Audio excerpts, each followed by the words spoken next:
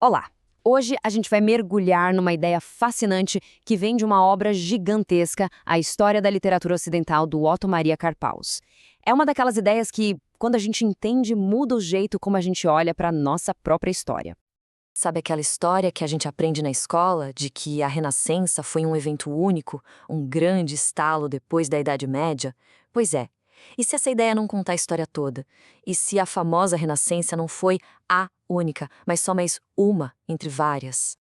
Para a gente entender isso direitinho, nosso caminho vai ser o seguinte. Primeiro, vamos questionar esse mito da renascença única. Depois, a gente entra na ideia surpreendente do Carpo. Daí, fazemos uma viagem por uma história cheia de renascimentos. Tentamos entender qual seria o motor por trás disso tudo e, no final, a gente vê por que essa perspectiva nova é tão importante.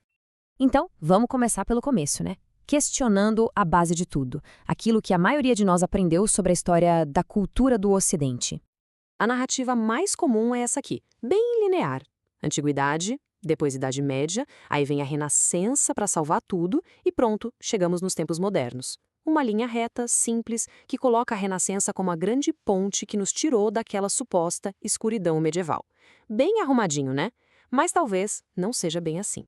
Só que aí, um baita historiador literário, olhando séculos e séculos de cultura, enxergou um padrão totalmente diferente. Algo muito mais cíclico, mais vivo.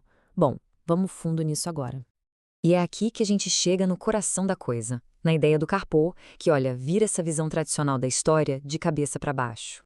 A frase do próprio Karpos já entrega o ouro. Para ele, a história do espírito ocidental não é uma linha reta, é uma sequência de renascenças.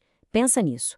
A ideia de que o Ocidente vive morrendo e renascendo de novo, sempre voltando para a mesma fonte para beber água fresca.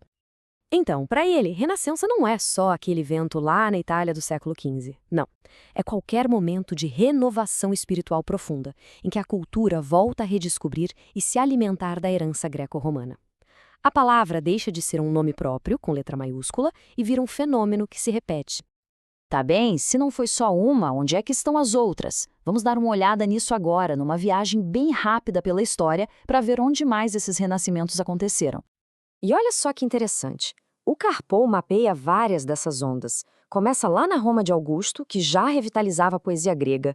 Depois tem a Renascença Carolíngia, lá no século IX. Aí vem a redescoberta do conhecimento clássico no século XII, bem antes da Renascença Italiana, que todo mundo conhece. E não para por aí, não. Segue com o classicismo de Weimar na Alemanha, no século XVIII, e chega até o Nietzsche, no século XIX, revivendo a tal antiguidade dionisíaca. É como se fosse uma pulsação, não uma linha reta. Mas por quê? Por que isso acontece tantas vezes justamente no Ocidente? O que será que, segundo Carpo, torna essa civilização tão particular nesse aspecto? Bem, aqui está o pulo do gato. Carpo faz uma distinção. Ele diz que, enquanto outras grandes civilizações talvez tenham conservado o seu passado de uma forma mais estática, sabe, como uma peça de museu intocável, o Ocidente faria diferente. Aqui a gente vê uma renovação dinâmica. Ou seja, não é só guardar o passado, é assimilar, reviver e transformar as ideias antigas em algo completamente novo. E essa capacidade de renovação dinâmica seria, na visão dele, o grande motor que moveu o pensamento, a arte e a identidade do Ocidente através do tempo. Essa habilidade de voltar às raízes não para ficar preso nelas, mas para se reinventar e dar um salto para frente. Ok, e daí? Por que pensar assim é tão importante? Porque, na verdade, isso muda completamente a nossa relação com o passado e até com o futuro. No fim das contas, o que isso significa? Primeiro, que a história não é um museu empoeirado, cheio de fatos mortos. Ela é uma história viva, de redescoberta sem fim. Significa também que toda época pode sim se conectar com o passado e trazer ele de volta à vida. E talvez o mais incrível, a nossa herança cultural não está só lá atrás, no que já passou. Ela pode estar também à nossa frente, só esperando o momento de ser redescoberta de novo. Isso tudo nos deixa com uma pergunta para agora, para o nosso tempo.